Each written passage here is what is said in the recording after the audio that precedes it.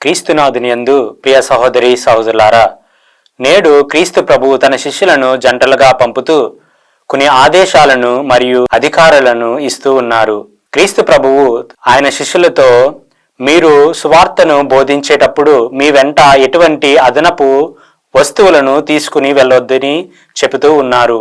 అంటే క్రీస్తును అనుసరించేవారు ఈ లోకపు వస్తువుల మీద ఆధారపడకుండా దేవుని కృప మీద ఆధారపడాలని మనకు తెలుపుతూ ఉన్నారు. ఈ యొక్క ఆదేశాలతో పాటు అపవిత్రాత్మలను వెళ్ళగొట్టే అధికారాన్ని మరియు ప్రజలను పశ్చాత్తాపానికి పిలవమని, స్వస్థతలు దయచేయమని పంపుతూ ఉన్నారు.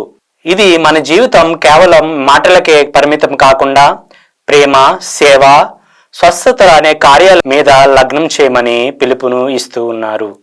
ప్రియ సహోదరులారా, నేడు మనము పునీత అగత్త గారి స్మరణను జరుపుకుంటూ ఉన్నాం. ఈమె 15 సంవత్సరాల ప్రాయంలోనే తన జీవితాన్ని దేవునికి అంకితం చేసుకుంది. రోమ్ గవర్నర్తో ఈమె వివాహం తిరస్కరించింది.